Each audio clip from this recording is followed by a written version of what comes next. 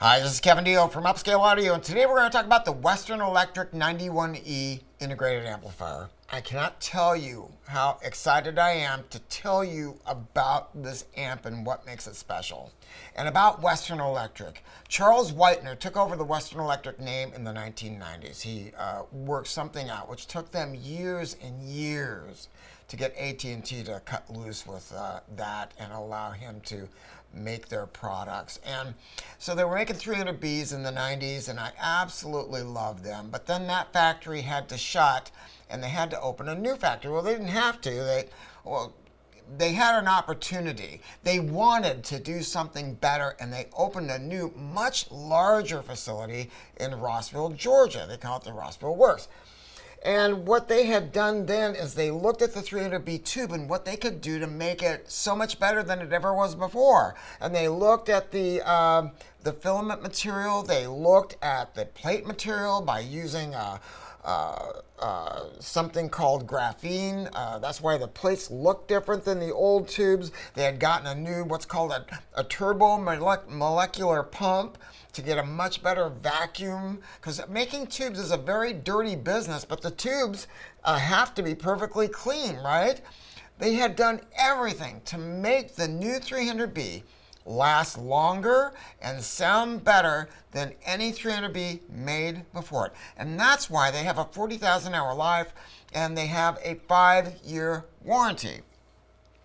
So now I've been in the Western Electric space before. You know, I used to go track down old Western amps and sell them to collectors in Japan, and I sold them to guys in Korea.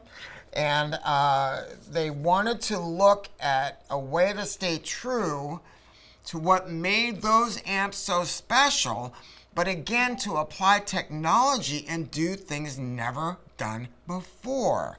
What's the problem with a single-ended amp, right? Well, first off, I got to say something to you. You heard me complain before, not complain. You heard me state that there's no new designs in tube amplification. And people get really pissy when I say that. They go, what's he saying? And what I'm saying is true, right? I mean, there's a little twist, but you know, in tube amps, you've got push-pull, ultralinear, you've got tetrode, you got pentode, you got little twists of that, but nothing that's really different. This is the first time I've seen something that is really, really different in a tube amplifier, and I'm going to explain just a little bit about it without getting too propeller head. The problem with a single-ended amp, or the one thing that people say about single-ended amps is, they say, well, the mid-range has incredible glory. I mean, it's got that velveteen touch. It has that sense of reality, but they can be a little bit noisier. And sometimes the bass is a little bit woolly. Let's call it not well-defined. And then they have a lower power, right? I mean, they're kind of flea power, if you want to put it that way. So what they did was they came up with a new patented design for this amp called SCS, Source Current Steering. And I took that patent and I looked at it. I sent it to one of the best engineers I know to explain it to me because it was like over my head. But I got to tell you something.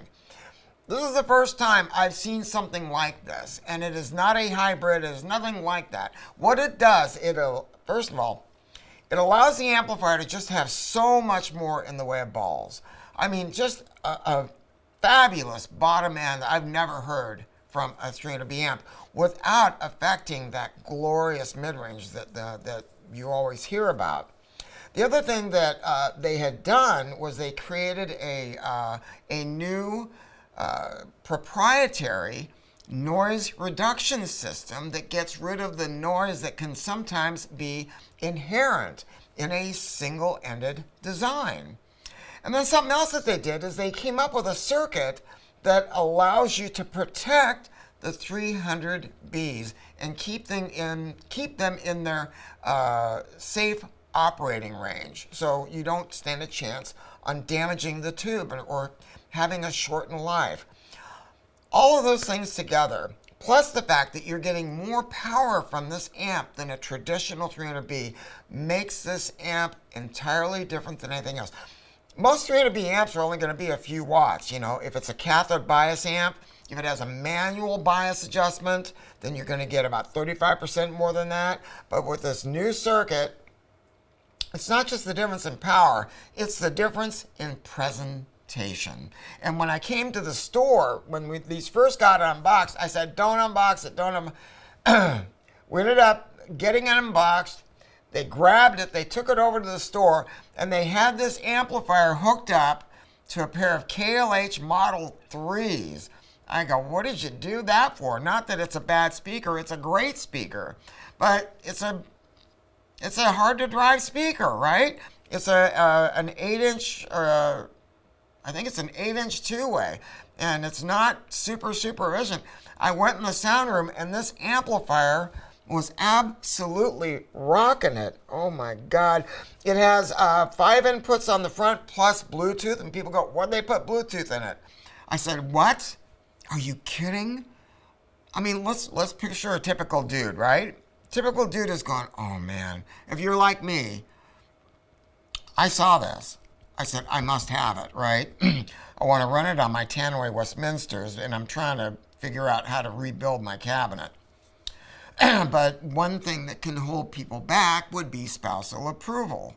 Whether you are married to a woman or a man, they may not be into this, and they may not be into using a high-resolution deck. They don't care about that. They want to use their phone. And that's why they built Bluetooth into this amp. Brilliant. It has a phono stage in it. It's moving coil and moving magnet. If you're going to be using a moving coil, we found that we've gotten great results even with cartridges that are low output MCs. I'm talking about the ones that are even lower. And then what you're able to do is get loading plugs if you want capacitive loading for your moving coil or moving magnet cartridge, or resistive loading for your moving coil cartridges. That's really cool. So you buy those from us, and we'll get you all set up on that. We'll advise you on that. It has Ethernet ports on the back. What's that about? It's nothing you need to be concerned with. But down the road, they wanted to build this as a product for the future. And so if there are updates or service needs that are required at any point, if there's something that they can do to make this a better product, that's why they put those ports on the back. Oh my God, I love it. So it comes with a pair of 300Bs right here. They are in a glass container. When I first unboxed it, I said, oh, they probably are using plexiglass, because I saw another amp that had done that. And it's fine, except the acrylic never ages well, and it ends up looking bad. No, this is glass. Oh man, it is just bitchin'. Right up in the front, you have a TFT display, and that's where you can change through all the inputs from a wireless remote control. You can set each input's level, so all of your products are going to play at the same volume as you go through your inputs. You can dim or brighten the display on the front. When you turn the amp on, it's going to go through a complete process to make sure that the tubes are in their perfect operating spot before it powers them up completely. You can change the balance from the remote. Though, if you are an Upscale audio customer, you have our fabulous speaker setup disc, and you know that we don't use balance that much. We handle speaker imbalances with speaker placement, and if you're not doing it, you're buying your speaker that way. You're buying your speakers at the wrong store. It's got a headphone jack, and that's running right off the speaker tap, so it's all tube. On the back, it's got a line output that's fixed level and a variable preamp out in case you want to add a subwoofer or if you want a biamp. And what else does it have? Mutant power, I mean, you know, all that fun stuff. On the back, you have a switch for moving coil and moving magnet.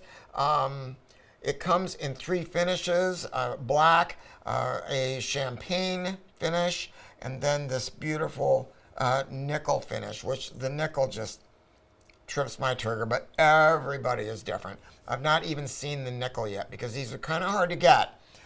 Speaking of hard to get, speaking of this amp, you're going to notice right up here it says 8 ohm transformer block. That's typically how this amplifier is going to come, is with output transformers that are designed for 8 ohm speakers. Now, if your speakers are actually a 4 ohm speaker, or a 16 ohm speaker, or err more towards those two extremes, you can buy transformers and change them very easily by removing this cover and pulling out the transformers. They are on banana plugs. Now, why did they do that? When you have an output transformer is the beginning and the end of a tube amp, right? They're half science, they're half art, but they are the beginning and the end, because I don't care how much power that you have. If you don't have good output transformers, you're not going to get good bandwidth, right? Well, they feel that output transformers should not be multi-tap. And I can see their argument for that. So what they do is they build the transformer just for what you're trying to do. And if you need to buy them for other impedances, you just purchase them afterwards. And you can change them out easily. Now, what are we doing at Upscale Audio? This amplifier right here, I bought it as a 4 ohm sample, and this is our 8 ohm sample, and we're going to have them in the store, and all of my salespeople are going to know how to advise people on what tap to use. We will do that by knowing and by listening, because Upscale Audio is all about giving you the best advice without any pressure, right? So that's why I bought this. But you know, you can always buy another pair of transformers later. It's not that expensive. It's about $1,000. Oh man, what else do we have here? You know, I was gonna show you the bottom here. I mean, look at this. It comes in this unbelievable packing. It comes, the ones that we got here, at least were in these wooden crates. I think that it's kind of an upcharge for that shipping crate. I'm gonna show you this. I shudder to do it because it's so heavy. And the tolerances are so tight. Oh my God. Oh, look at that. What I love about this is they thought about everything when they built this amp. They thought about the transformer. It's a toroidal power transformer. And when I saw this can, I knew what it was. This is actual mu metal. Some manufacturers use a nice metal shield for their transformers, but this is actual mu metal. There's too many piles of components under here for me to go through everything. That is too tight for me to identify everything for you. I can tell you this. They are using relay-based switching for the inputs. They are using the right kind of power supplies. It's got all beautiful parts inside, and I don't even know what to say. I can see why it sounds the way that it sounds. I love it. So look, come to our store and we'll play this for you. I would say that I would have a tendency to, I would have initially said, keep this with speakers that are higher efficiency. Tannoys, there's a ton of speakers, but now we're getting results with these other speakers that are a little more difficult to drive. You know, I say I would modify that advice. And it depends on how big your space is, you know, how big of a room you need to fill, and it depends on how loud you like to play your music. And that's why my salespeople are going to qualify you through a whole bunch of questions to find out where your head's at, what you've used before, so we don't repeat mistakes. So look, come to our beautiful 10,000 square foot showroom. We have an even bigger facility now. It's 25,000 square feet. No one works on commission. We have a great time. I dig Western Electric. I'm going to be going to their factory. I'm going to go see how they're doing all of this stuff. I love this company and I love this stuff. So come to Upscale Audio, where we will treat your system like it's ours. Thanks.